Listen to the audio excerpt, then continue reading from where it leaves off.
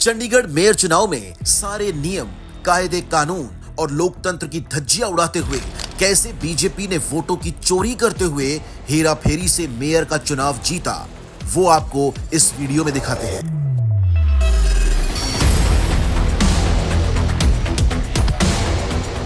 सबसे पहले आपको बताते हैं कि इस चुनाव में केंद्र की बीजेपी सरकार ने जिस व्यक्ति को चुनाव का पीठासीन अधिकारी बनाया था, उनका परिचय क्या है। नाम है अनिल मसीह, जो भाजपा के अल्पसंख्यक मोर्चे का पदाधिकारी रह चुका है। सवाल यह है कि भाजपा का पदाधिकारी कैसे एक निष्पक्ष चुनाव करा सकता है। अब आइए आंकड़ों पर। चंडीगढ़ मेयर चुनाव में बीजेपी के पास है 14 पार्षद, एक अकाली दल का और एक चंडीगढ़ से भाजपा की सांसद। भाजपा के कुल वोट थे सिर्फ 16।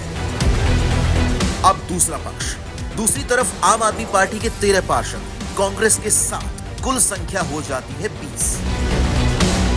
इस हिसाब से आम आदमी पार्टी और कांग्रेस यानी इंडिया गठबंधन के उम्मीदवार का जीतना तय था। अब यहां से शुरू होती है भाजपा की असली साजिश। आपको काउंटिंग पर लगे इस कैमरे से दिखाते हैं कि कैसे भाजपा देश के लोगों के साथ धोखाधड़ी करती है। भाजपा के पीठासीन अधिकारी 36 वोटों की काउंटिंग शुरू करते हैं और पहचान कर इंडिया गठबंधन की वोटों को खराब करने के अपने प्लान को अंजाम देते हैं।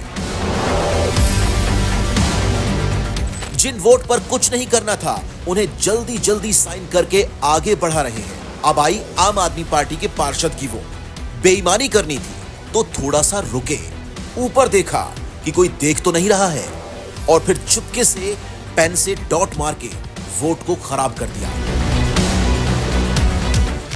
फिर बीजेपी की वोट आई तो आराम से आगे बढ़ा दी। उसके बाद वो वोट आई जिस पर गड़बड़ी करनी थी, तो चुपके से फिर से पेन चला दिया और वोट को खराब कर दिया।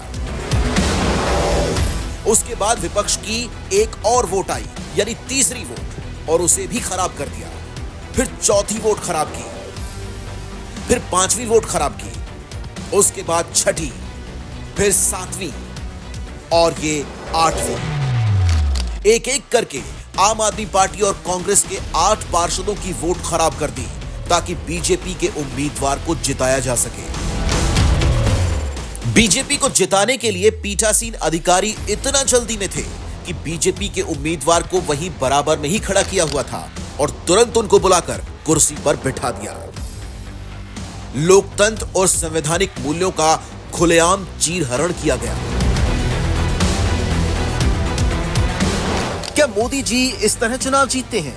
चंडीगढ़ में तो कैमरे पर पकड़े गए, पर देश भर में न जाने अभी तक ये लोग कितने चुनाव ऐसे धोखाधड़ी करके जीते हैं।